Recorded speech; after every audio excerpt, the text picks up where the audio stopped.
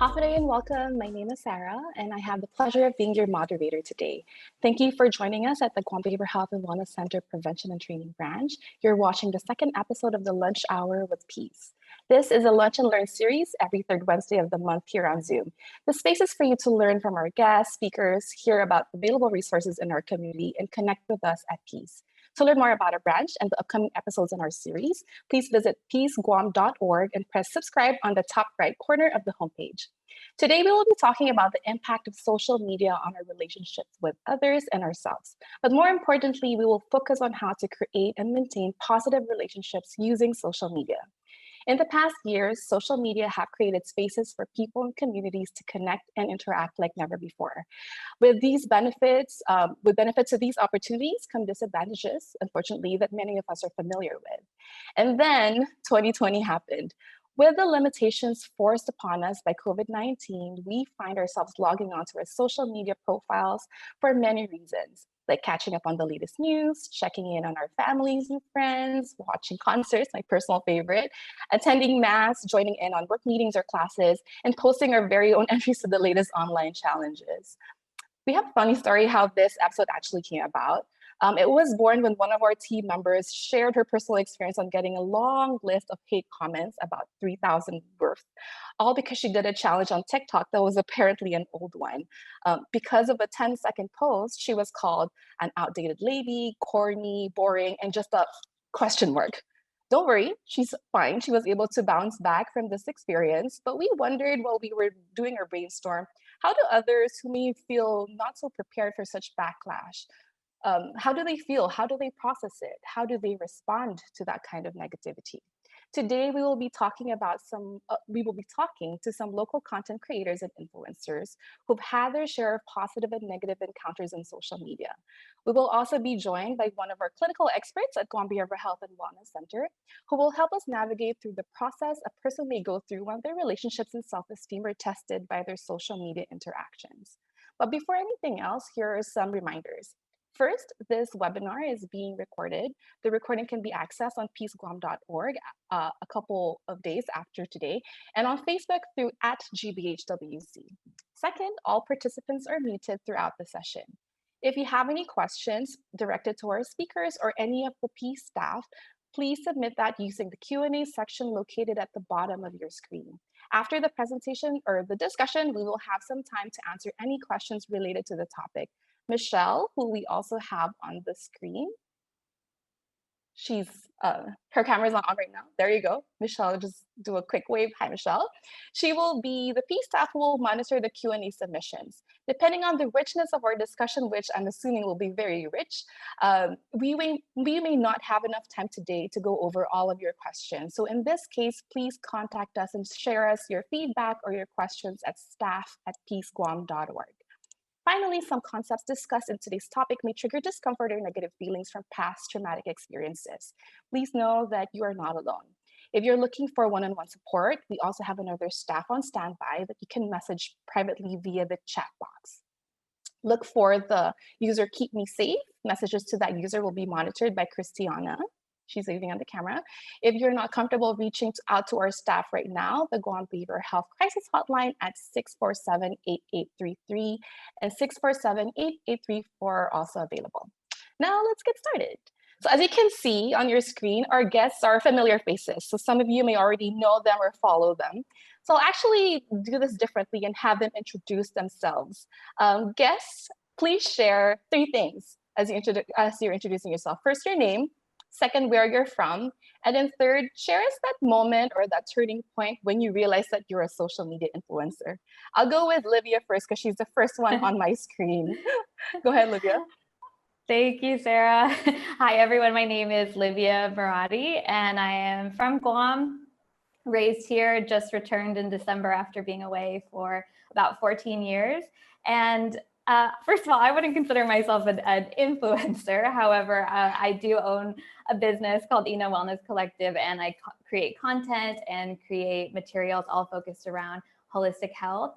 I just launched it in February, so it's still pretty new.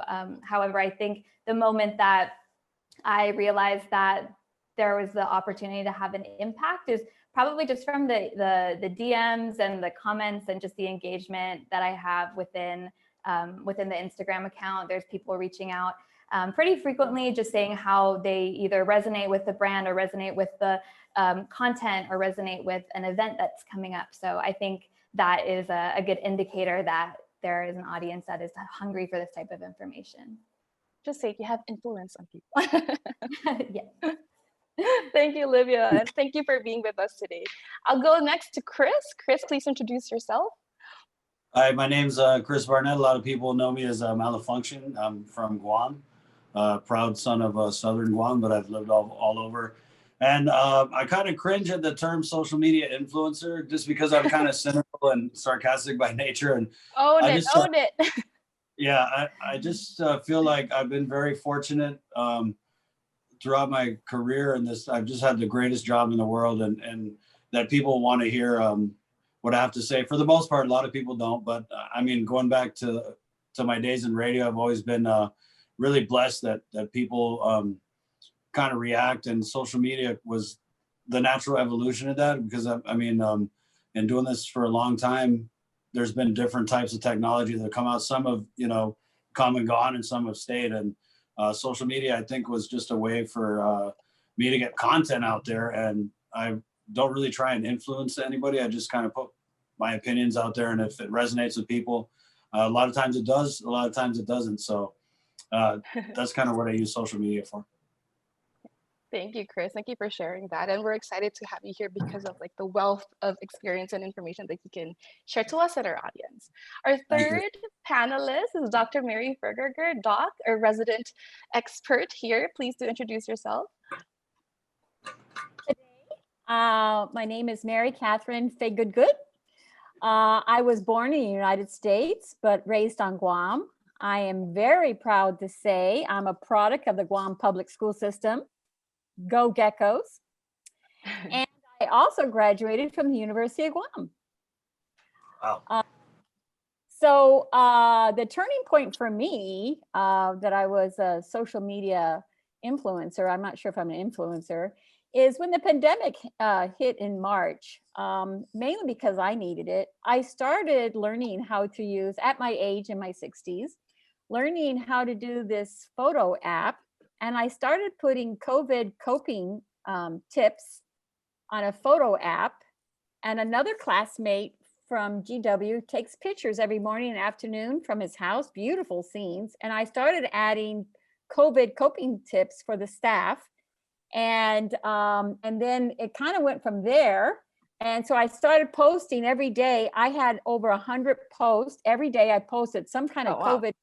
Wow. I have like 100.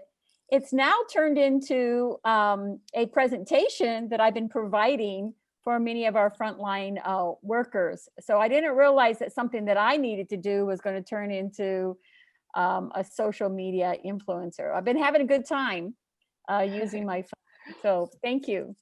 Thank you, Doc. And I wanted to also just pick your brain too. I know as yourself, there's a social media presence too, but you've also been seeing some clients or consumers at Guam Behavioral Health where social media has kind of impacted their lives, right? So I hope to hear some of that insight as we go over our discussions today. But thank you also for joining us. So you all have shared your presence and your purpose on social media is what we've heard is very versatile, is very different. So first, Olivia and Chris, how has that impacted you in your personal and professional life? What are the changes that has happened? So first with Chris. I think in my professional life, it's really changed it a lot because when I first started, it was radio and there wasn't any Pandora, there wasn't a Spotify. I mean, there wasn't even Facebook, showing my age, but I started radio in 1998. So it was a magical time because, I mean, we didn't know this till later, but radio was what people had on Guam. And it was just really something that people woke up and listened to because that's, that was kind of just what there was, and I was fortunate to be in the morning and people wake up in the morning and I mean, even now people turn on the radio, you know what I mean? So it went from me doing jokes. I started doing jokes and skits on I don't know, maybe Dr. Fegger knows, but 8-track reel to reel. So basically it's tape and there's 8 channels on this tape, and we would go through, and me and the guys I was on the air with, we'd go through and do one track would be like boom, to boom, to boom. And then the second track would be, we just make like mouth instruments, and then we do like a kind of like a silly rap, but a cultural rap. And at the time when I started on the radio, I noticed that a lot of people on Guam were listening to like a lot of Hawaiian comedians. And it just kind of bothered me because I felt like there's so many things that are culturally just unique to Guam, and funny things just about our culture. I mean, yeah, we relate to Hawaiians too because they're islanders, but I realized like, man, other than like Swiss Chamorro and maybe I think Tony Lamarena and Johnny Z, there wasn't really a lot of local comedy that was in a format where you could download it, or it was just like memorialized, right? We're an oral culture. So a lot of the jokes that I heard growing up, it was just passed on through word of mouth. So I saw an opportunity to kind of put these jokes and things down on tape. And I remember back then the version of social media was CDs. Like I would burn these CDs, and then people would come from the States, and they would come by. At the time I was at Hit Radio, they would come by and they'd be like, oh, we want to meet Malfunction, and do you have a CD that we can take back? And so I'd always have these CDs that I would burn, and these people would take it Getting a back. history lesson. Yeah, this is a history lesson, guys. People would take it back to the States, and then they would copy it, and then they would give it to their relatives, and it just kind of spread. And like I didn't have any idea because, like I said, social media and the internet, it was kind of still limited back then. But I guess people in the States really turned on it because, like I said, there wasn't anything really Guam specific for them to digest. So it kind of just snowballed into this thing where people were sharing the CDs, and then we came out with CDs of our own. And what ended up happening was Facebook and YouTube came out. And I just only recently got into YouTube because I was a little slow to adjust. I mean, just Facebook, right? So it was always on the radio and the CDs, and I think SoundCloud was out too. But what I found is as all these different social media platforms started popping up, I would kind of wait and see because some would stay and then some would kind of just die off, right? So I kind of wait and see which ones were really sticking, and then I try to migrate content towards those platforms because that meant that I didn't have to burn CDs and give them to people and bring them to the States. It was all just really instant. So social media and just the development of the technology. I mean, like I said, I started an 8-track, and now everything's just digital, and it's just a fact of life that if you're any type of content creator, from doing yoga or wellness stuff to selling things, or I mean, it's kind of a given that you have to have a social media presence. So with the social media, I really kind of started on Facebook because that was the one that really stuck for a while, right? So I just started doing, and it really changed things because we did a TV show here at KUAM, and while I've always been an audio person because radio is just audio, it's kind of one-dimensional, right? Adding that video component with KUAM, and that's why I came over here, is that it's just so much, there's so much multimedia. But adding that video and the visual component really was a game changer because it went from just hearing a joke or hearing a song to being able to like give that video support and to do the physical comedy, which was something that I think that we always wanted to do with the skits, but you can't really capture physical comedy on an audio recording. So when Facebook came out, I was able to do more videos, and it kind of grew my audience bigger. But then through the years, I've really transitioned it. So I was on the radio for 20 years. I had the longest running morning show in Guam history. And then as things started to change here at KUAM, and honestly, it kind of became like I wanted to do other things. I started in news. I started in print journalism at PDN, actually, and I would cover sports. So I've just done a bunch of things here at KUAM. I did sports for a while. And that was also interesting because it wasn't necessarily social media, but I had to learn how to like edit videos and all that stuff. And that kind of, you know what I mean? With social media, I don't know if you do your own editing, but sometimes it could be a situation where you have an idea, but you got to rely on a lot of different people to kind of execute it. So that was really neat to add that skill.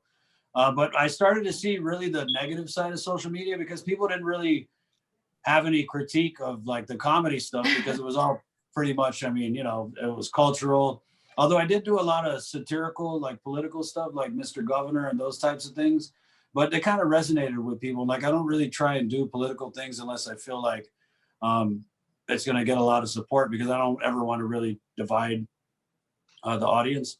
But with the when I started doing news, now that was something that was interesting, because that's when I started to really see that people would be critical of it, and it was really the first time in my career. I mean, there have been a couple times where I've run into people who didn't like something I said on the radio, and but to have it go to social media and to just be criticized for like a news story, that was kind of a new thing for me. So it was a little bit of an adjustment, because for 20 years, I was always hearing like, "Oh, you're so funny. Oh, you're so funny." And then it went from hearing that to like, "What's your problem?"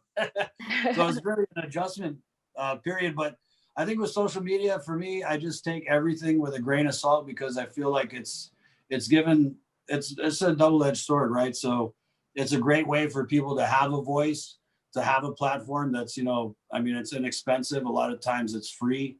But then also it's dangerous in that it allows people to craft a reality that they want to present to people. So when I look at social media, I digest it. I mean, no matter what it is, I just always kind of take it with a grain of salt. And I think that's a way to kind of lessen the impact and the importance of it, because it's an important tool, but I feel like it's not really the be all end all, because I'm more of a real life kind of guy. So I use social media to kind of maintain a presence, because at the end of the day, like me being out here and being known, that's kind of what puts food on the table for my family. So that's why I've always jumped on whatever social media has come out, whether it was Facebook or Twitter or Instagram. I look at these as ways to kind of put myself out there.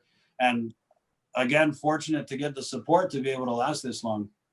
Yeah. I could just keep on, and I don't want to talk all the time, but. No, well, it sounds like you're saying that there's like really no stopping and growing. As like somebody in the public eye, you've gone through like the traditional media where you were in radio for 20 years, and yet here you are again in a new type of medium, and it feels like new again because there's critique that you were not so familiar with. So Right. the toughening of skin is ongoing. It's a work in progress. How about you, Livia? Like how has your social media presence or the shifts in your social media presence changed you? Yeah, so I think what's been really interesting for me, especially this year, is I am now using the same tool, but in two different ways. So, in terms of Facebook and Instagram, I've had those tools for me personally, and I've used that mainly to keep in touch with friends as I've moved, or to keep in touch with family, or to just find inspiration for myself. Like my personal Instagram, if you scroll through it, you'll see, pictures of travel destinations and wellness and golden retriever puppies and friends and family. So I've always used it in a certain way, just mainly for keeping in contact and with for inspiration. And now that I am a new business owner, I have the business side of using Instagram and using Facebook, and that's totally changed the way that I use it and sort of the purpose for it. So through my professional Instagram or through my business Instagram, I really use it to connect to local businesses. I use it to also connect with wellness practitioners all over the world. I'm using it to share information, to share healthy tips, to share raise awareness on certain topics. So it's interesting that I go into my Instagram and I go to my personal, and it's one reason I'm then I go into my wellness one, and I'm using it for a completely different reason. But for me personally, now that I have those two, I've had to really think about, okay, how do I balance my time using them? How do I set my own boundaries around social media? But also try to maintain that use of finding a way to use it for my benefit and in a positive way. Mm-hmm. I mean, is that intentional when you started to create like your own brand on use it for wellness? Like you created a separate account and left it separate from your professional personal account. Is that intentional? Yeah, I mean, I definitely am the person behind it, right? But the whole goal with the business is it's not about me. It's about creating a community around holistic wellness, around healthy habits. And yes, I am in certain situations involved in it, whether that's teaching yoga or coaching, but I really wanted to not be the face of it and really have the community be really guiding the message behind it. That's awesome. And I'm pretty sure that's like the same that our audience have similar experiences if they're starting a business, but they want to create like a social media presence that they are cognizant of, like, do I want the message to come from me or from my brand or from my business? So, Dr. Mary, like, could you share some examples, like where, like from yourself or from the clients that you've seen, of course, without sharing their identities? Could you share some examples where shifts on social media presence and interaction with other people has changed their relationships or even how they feel about themselves? As a psychologist, I was actually rather surprised. We at Guam Behavioral Health, we were offering a weekly suicide prevention group, and I was rather surprised when consumers or patients came in and they were actually showing us the Instagram and chat on and other kind of Facebook comments that they were receiving, like cyberbullying, so that they actually saved the messages, and there were comments like actually encouraging them to hurt themselves. So I was actually rather surprised about that. In another group that I was running called Acceptance and Commitment Therapy, which was on Fridays, I had patients come in and they actually showed me an app called Tinder, where I guess it's like a dating app, but then maybe some other things. And I was kind of interested myself. I'm like, oh, is this a new Facebook kind of thing? As an older person, I don't know things, of course. Did you sign up for Tinder, Dr. Mary? Is that where you're going? I'm just What's kidding. this Tinder? I'm sorry, go ahead. I'm so sorry, Tinder. I can't even pronounce it. I calling it tender, love me tender. I said, you mean like love me tender? And they go, yes, it's kind of like that, Dr. Fergerger. And I go, okay, can you share with me about how does this go about and what happened? So anyway, as a clinician, but as a mother, I quickly learned these things. And actually I had my patients show me how to get on Instagram and things like that. So they actually helped me. That was actually a turning point for me when I realized that so much of the social media could affect behavioral health and cause trigger for people to come in and receive behavioral health services because of participating in some of these social media options. Yeah. For sure.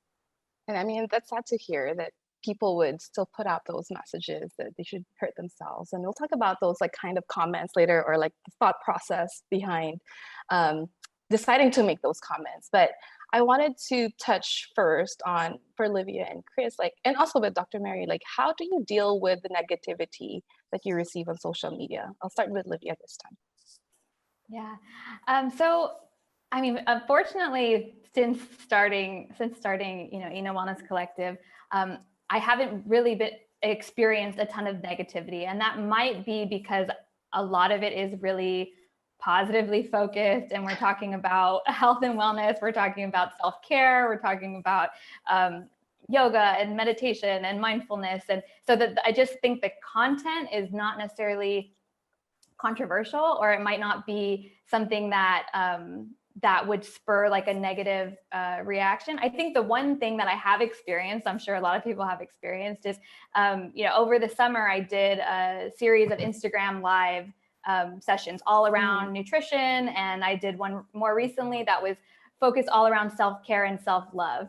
And you would think that in a topic like that, the people tuning in the comments are all going to be pretty normal, but in certain situations like that, where someone can just come in, drop in a comment and then leave, and you might not know who they are, you might not take a screenshot.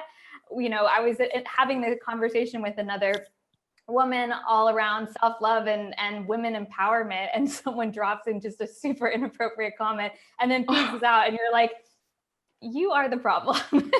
So in certain situations like that, I think that happens a lot, especially with Instagram Live, because you can't really, someone can easily just go in and troll the conversation. But I think in situations like that, it's important to, go back to, okay, what is my purpose here? There's always going to be negativity coming in every direction, regardless. But how do I, stay on track as the host? How do I make sure that we continue the conversation. So that was just an experience I had recently. But other than that, the community that does follow, wellness has been just incredibly supportive of the brand and also of each other. So I feel lucky for that. There's definitely like the group that we want to be associated with, like positive. And that's the reason why, like for Zoom, right? Like when this all started, that's the reason why Zoom started having like the passcodes, because people are just Zoom bombing. Mm-hmm. And it's so easy to just like troll somebody on the internet and just like post comments without like having any awareness of how it will impact the other people who's on the receiving side. So Zoom can always just put a passcode, but like, can we put a passcode in our emotional, mental well-being? Yeah. Chris, how about you? Like, how do you deal with any of the negative feedback that you receive on social media? It's pretty interesting because I've dealt with negative feedback both in person. There's a story that it was many years ago. I think the mid 2000s. There was a young boy who had got into an accident. He died, and it was later determined that he was drunk. And so, on the radio show, I had talked about this culture that we have, and I lived it growing up, where you have uncle and auntie saying, "Hey, boy, go get me a beer in the cooler." And while I didn't tie it together with this young man's death, I had said that this is one of the ways that we promote alcohol, and we make it okay for kids to access, even though it might not be said out loud. It's kind of implied, right? And I ended up hosting a fight later that week, and I ran into some family members of this boy, and they were really hurt by what I had said. And one of the boy's cousins actually wanted to fight me, so I had to talk with the boy's dad, and I explained that it was so tragic. I have kids of my own, and I explained that I wasn't trying to say that that's what happened in this boy's case, but that I was just trying to say that that's one of the ways that we kind of promote irresponsibility to those who are younger than us, and so we came to an understanding. We shook hands and left as friends. And so I find that like real life negativity, or when people have an issue in real life in the physical world, it's way easier to deal with and resolve than it is with social media. So with social media, like I said, it wasn't really until recently that I got the negativity. There would be people who would complain that I was joking about parts of the culture that are sensitive, but it never really like got to a level of real negative. But even on the link, so we host this show, The Link, and people will comment all the time about my opinions, or saying I'm biased.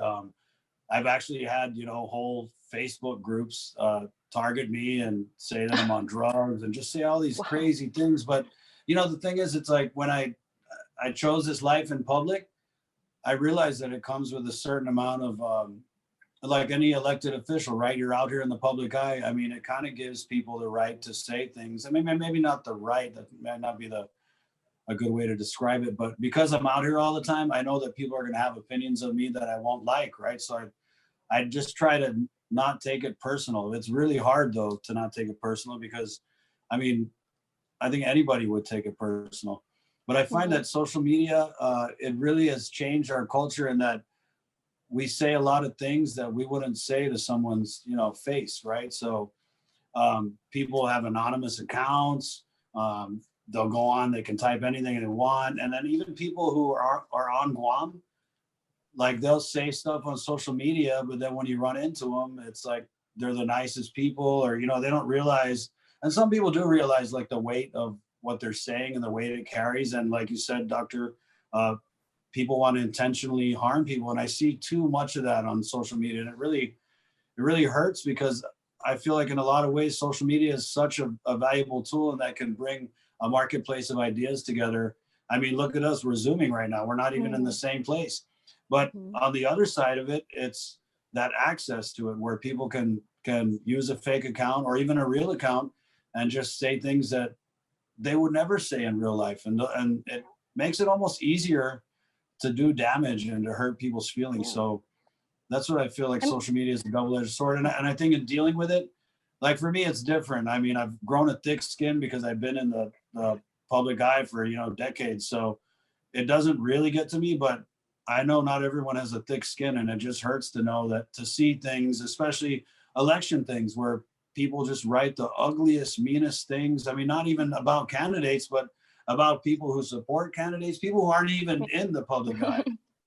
And that's what I don't like about social media. I think it's like it allows the opportunity for people to be very, very negative and to drive people to do things like hurt themselves. And it's really concerning. And there's just no way to enforce it. And I got kids, and when I think about them being on, and they're not on social media, I mean, they watch YouTube, but I just think now the generation that everything is just so fragile, and I'm scared for them because it's so easy to say one thing or to just, cyberbully, and for people on social media to just pile on to people. And I think it's really troubling. And I think that we got to do more as a community to kind of stifle the negativity. And, being critical of something is one thing, but to just be mean and degrading and insulting and to use, language that's uncalled for, and to just, to me, there's no place for it. And it's really sad that that's happening on Guam, and it's happening with people that we see every day, and I feel like it's given people the idea that they have the license to go out here and be negative, and they don't really think about the real life impact of what they're saying. Yeah. I mean, when we do our outreach and prevention, we always say that like hurt people. There must be like some underlying reason why they're doing those things that to us just doesn't seem very humane. But we also say that you cannot control what other people can do, but you can control how you receive it or how you process it. So Chris, if I may, I want to ask, like, when you heard that there was a Facebook page that's like their sole goal is to bash you, like, how did you process that? How did you personally take it? How did you get through that?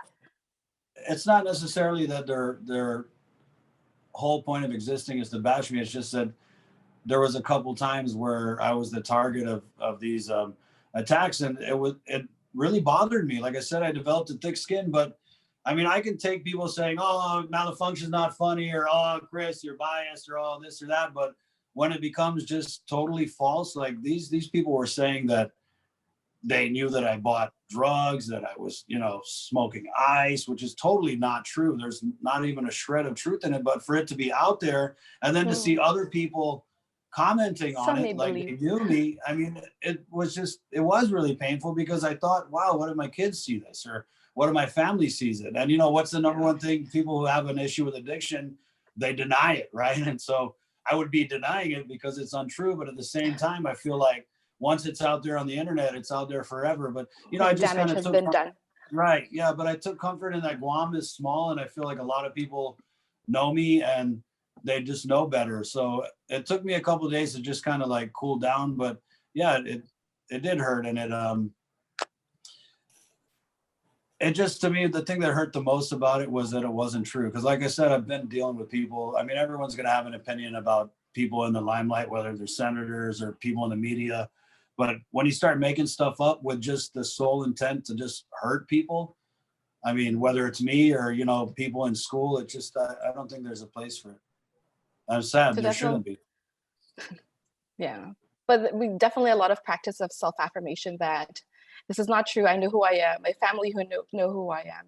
But right. But it's something that you can get comfortable doing all the time. Right? But it's really hard to also resist that urge to go in and be like, this is not true, and why are you saying this? And so my general, like, do you even respond to? I don't. Do you even have to respond, right? You don't, yeah. And that's the thing, I think, is a lot of people just get caught up, and I've had my share of comment wars, right? But they're just reached a point where, and my daughter will get on me about this, I just don't respond really on social media. I mean, I tried to now because my oldest daughter was like, Dad, these people like you should respond. So I was like, okay, so sometimes I'll like a post, or I'll comment on something just to kind of stay out there. But for the most part, like with criticism, I try not to respond, because it just really, social media is not the place for intelligent debate or even intelligent discussion, because it's a one-way communication, and I think it's dangerous when you start going in and responding, and then they're going to respond, and fight fire with fire, you burn down the whole island, and I don't think it's productive. unfortunately, we can't control everything. I mean, there could be intelligent conversations in social media, Right. but it really matters on like who's part of it. Like, Doc, do you have like any tips on how someone who's going through, you know, relationship dilemmas because of social media, how can they better manage those situations? Yeah, I'm glad that Chris brought up some of these issues, the cyberbullying, image-based abuse. Seeing patients come in and they start having body image issues. You know, they love the body, they love the way they looked, and then all of a sudden people make comments on Instagram about their body and things like that. Other issues is kids are coming in and college students are coming in, they're spending too much time on social media, and it's affecting their schoolwork. And there's a new term, it's almost like an anxiety disorder. It's called FOMO, FOMO. I guess you young folks know this, but fear of missing out. And the way that I have seen this is that if you don't respond right away, or people aren't responding right away, then you're not loved. I've seen it affect long-term relationships. Oh, wait a minute, he must be out with somebody else, things like that. So the research has shown for the parents out there, if you are on social media, any type of social media, Facebook, Instagram, whatever they have out there, more than 3 hours a day, it's linked and is a predictive variable for anxiety and depression. So the very first goal, when somebody comes to me and they're having this cyberbullying going on, or have some anxiety and depression going on, I ask them to document how many hours, and you won't believe it. Sometimes it's 5 hours. You know, it's like it rings, the notification's on, they're picking it up, they're getting distracted from work. Every time you get an announcement or a post or a notification, it takes you 20 minutes to get back focused on work. So we've got people who can't even get their work done. Now we're at home and we have all sorts of stimulation, right? So anyways, so I ask them, the first thing I do is I ask them to track how much are they actually on social media. And if it's way more than 3 hours, I know this is very difficult for some people, but we talk about doing the 30-day detox plan. Do you know how you have to detox your body? Right. Right? To drink water, things like that. So we actually set up a 30-day detoxing from social media plan. And I want to tell you, it's very difficult. It's like taking their favorite blanket away, or their rice. Right. Oh. Yeah. Let's start with 30 minutes. Okay. How about 30 minutes first? Baby like steps. you're going to go to Lent and you've decided prayerfully to give away, not to use rice. And so one of the things you have to do is what's the first thing you have to do? You have to move the rice cooker. You have to move it. When you walk into the kitchen, you're going to see that rice cooker. You're going to go, oh, I need to make rice. Yeah. Oh, sorry, I forgot. I'm not supposed to eat rice. So anyway, so what we do is we do a 30-day detox plan, and we don't necessarily go cold turkey, but sort of the same thing. We work on small little things to detox from the social media. And then we kind of rate if it's improved their anxiety or their depression or body self-image skills. And we don't give it away completely. We don't hide it in the other room, but that's kind of like one of the steps that we do. The other thing that we do is for some people, you might have to just close your account. Yeah. And I've seen people do that. Yeah. Yes, some people, when it gets abusive, we talk a little bit about that. Of course, it's up to them to make those decisions. But the bottom line is, and Miss Marathi is it's about wellness here. This is a wonderful opportunity. We didn't have this at my age. My age group we had phone party lines that you shared about houses. So we never got to use the phone. because guess what? Everybody else is on the phone. And this is the 60s and 70s on Guam, right? And now you've got this fancy privilege here that you have, but you know what? You have choices you can make. You can choose not to respond to the post. You can choose to turn some things off, right? Like Yeah. back in the 70s, you can choose to take the phone off the hook. If you're in a party line, that's a problem. Don't do that. That kind of means used to go on, by the way. If you have 3 houses who sharing a party line, and if you were mad at your neighbor who shared the line, people would leave their phone off the hook. Right. So they take one. So it's not cyberbullying, but it's party line bullying. Yeah. But anyways, it's old stuff. But yeah, Yeah. Malaf, you can add that now. That's a funny joke because that actually happened. Yeah, I actually did a skit on Yeah. call waiting back in the day. It was like you would click twice, and then sometimes you would accidentally put that person on the other line online with the person. Anyway, it's really messy. But I think that was what you said about the notifications. That's something that I do because a lot of my social media, I mean, it's personal and that like I've become the business in a way, just, you know, and it's because I started again in real life, going around doing gigs, meeting people. It's way different than I didn't start on social media. I kind of migrated to social media. So I'm already used to just being people knowing me and knowing my business and all that. But what I do is I turn all my notifications on all the time. Instagram, Facebook, I leave them off so that I kind of check it on my terms.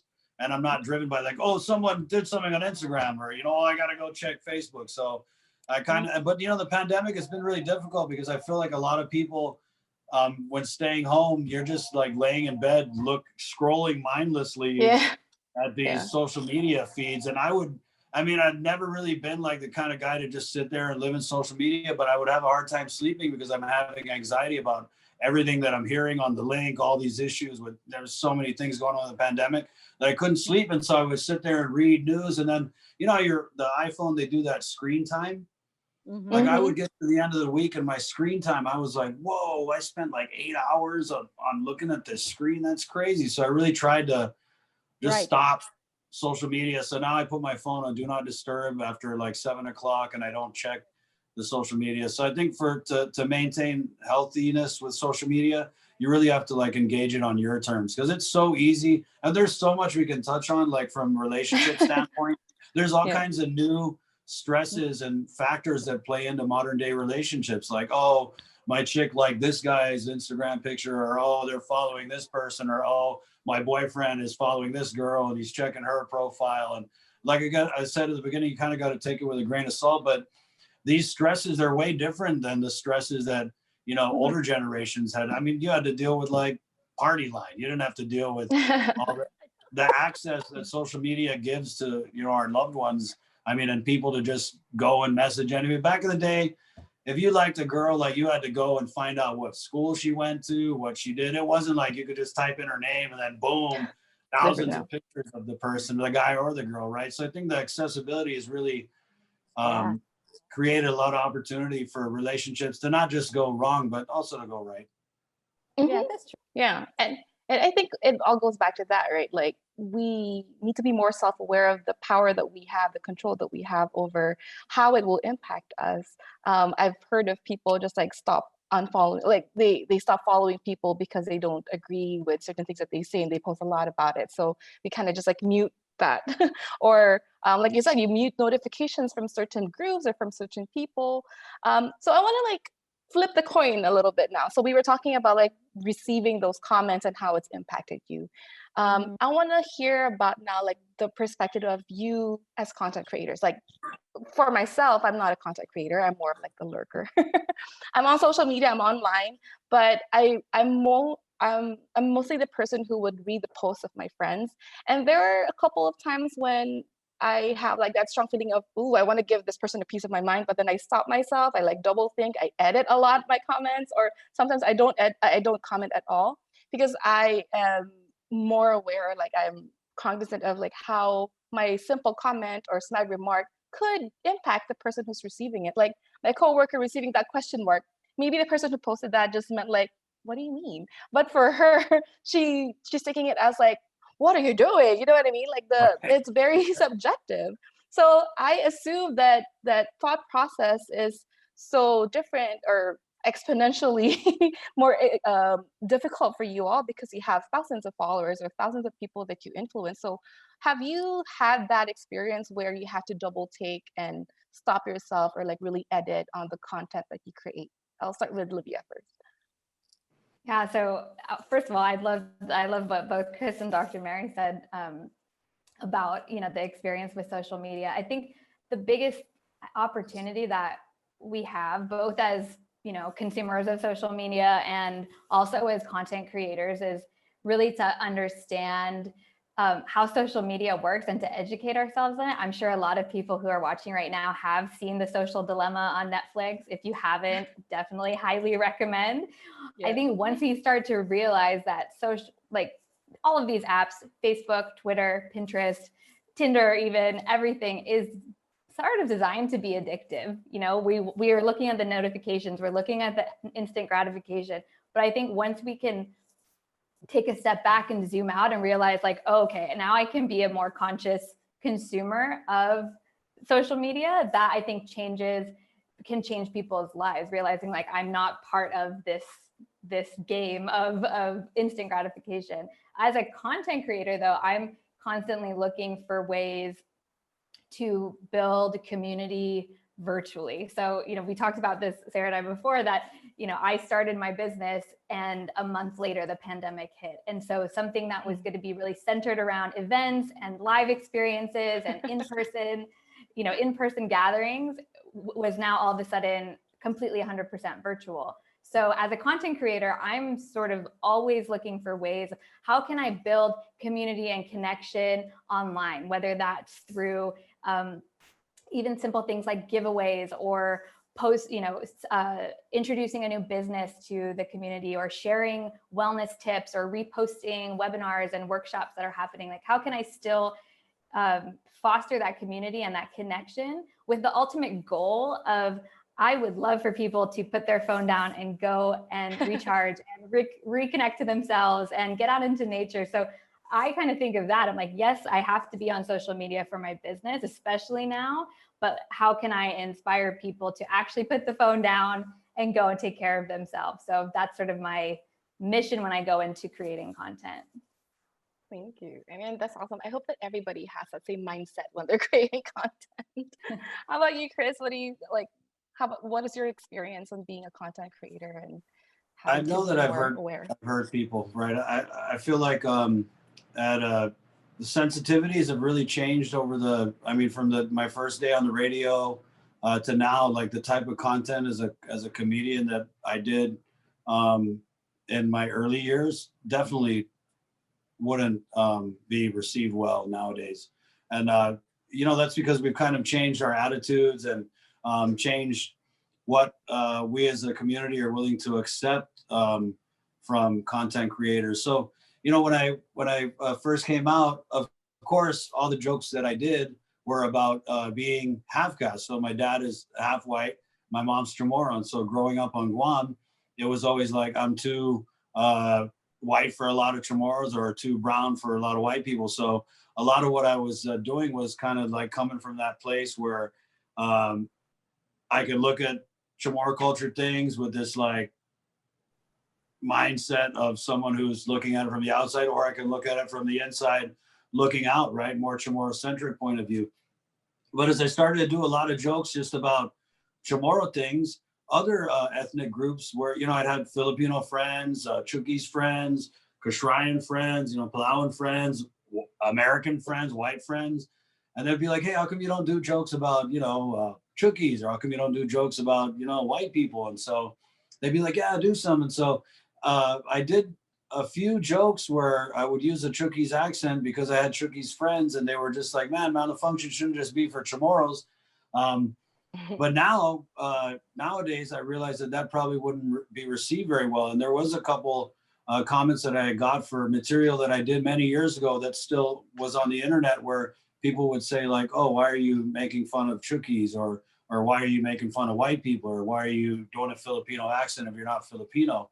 So, and I've always kind of been coming from a place because I watch a lot of comedians. I feel like comedy in some ways, and satire, there needs to be a certain amount of safe space that we give it. But at the same time, we got to be cognizant as content creators that what might be funny to us might not be funny to other people, or might not be received well by people. And then it also begs the question, like, what right does someone who's not from a particular group or community, what right do they have to even comment or joke about things if they're not part of that community? And so I never did it with a mean intention of like trying to make fun of people just to make fun, because that's not how I work. I just would find humor in things that Chamorros do, or find, because there's so many parallels between what we do and what, you know, Palauans do, or what Filipinos do, or what Chuukese do. So I never really came from an area where I was like, oh, I just want to make fun of people just to make fun of them. But when I saw that the jokes that I did hurt some people, it really, I mean, of course, it made me feel bad. I went out to do a comedy show in Saipan. I want to say it was like 5-6 years ago. And there was a lawmaker out there who was protesting the show I was going to do, because he had dug up an old video of mine where I had made a joke about something about Chuukese. And it was kind of like they did a news story on it. And so I found myself in this situation, this like kind of cancel culture situation right here in the Marianas. So, but when people still came to the show, and of course I had to talk about it, and I kind of explained that this is where I'm coming from, and I didn't mean it in that way. So yeah, I have hurt people, and I think you just have to realize that it kind of makes you assess the things you say. Especially for me, I have a lot of followers, and you know, I got to think about what I say. I got to think about who it may hurt, who it may not hurt, who it may resonate with. So that kind of like makes you really process the content that you put out. And so Do you it do is like a possible. test audience?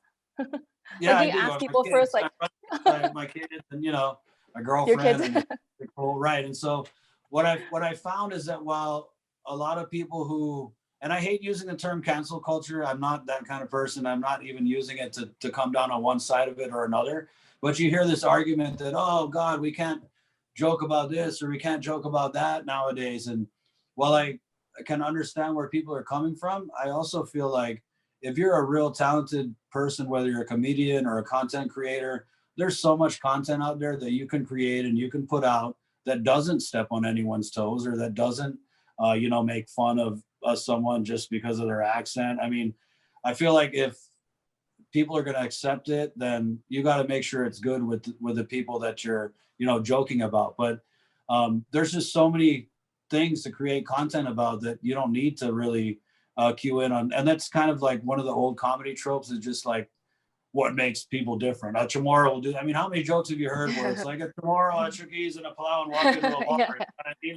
So I think that there are definitely things that separate us that we can joke about, and there are things that unite us across our different cultures. But at the same time, I don't feel like that should just be the well that I go to all the time, where I'm going to go do a Chuukese joke just because it's funny, or I'm going to do a Chamorro joke just because it's funny. I feel like there's a lot of things out there that can be joked about. And if you're coming from a place where you're just not, and it's not that hard, really. People complain that, oh, I can't joke about this, like I said. But I mean, if you really think about it, funny is funny, and there are many things that can be funny without having to hurt anyone's feelings. So it's definitely different doing comedy now. And like when I found out that I hurt people, man, I really felt so bad about it, because I thought about, and especially with a lot of migrants to Guam, they're having, because I go around to schools and I talk to kids, and they get bullied just for being different. And to think that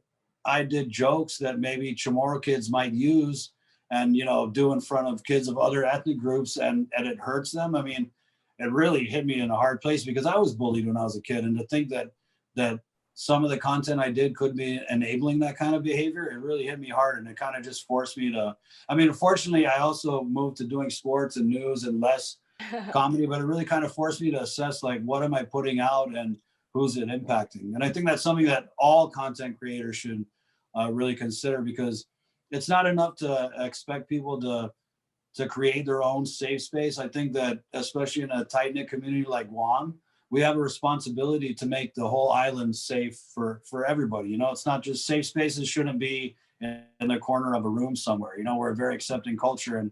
And so again, like finding out that I hurt people, it really made me just reassess. everything that I do. And now whenever I do anything funny or anything, you know, comedic or satirical, I try and I don't even have to. It's kind of second nature. And that's what I'm saying. It's like, if you're going to create content, it's so easy to put stuff out there that can resonate with people, whether they're black, brown, white, yellow, Chuukese, Palauan, Chamorro, Filipino, or white, you know?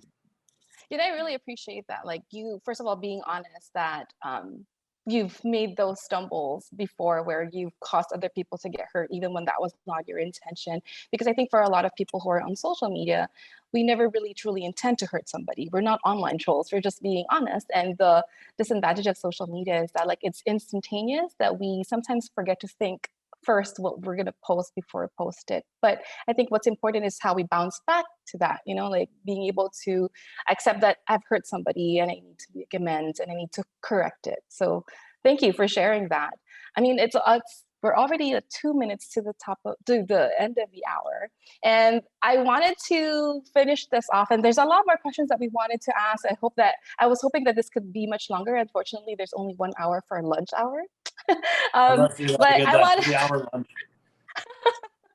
We're not that kind of Guam agency, Chris. Just kidding.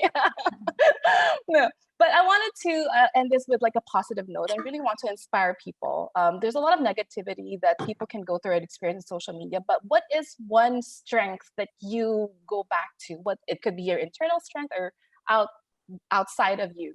What's one strength that you go back to whenever you feel that you cannot handle anymore the backlash or the negativity that you see on social media? Livia.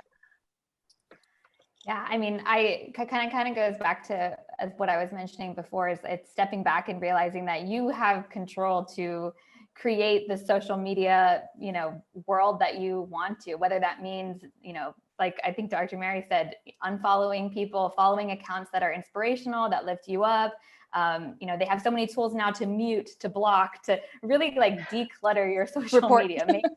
Make it something that's really, make it something that serves you, whether that's connecting with people, catching up with friends, but you do have control of it at the end of the day to really craft what you want to see, but also realize that everyone is putting out their best foot on Instagram and on Facebook. And so to kind of just realize that, educate yourself on how social media can be addictive in that way, and then set really healthy boundaries around, you know, no phones after a certain period, really looking at ways that you can use it to your advantage. But yeah, I would say really create something that works for you.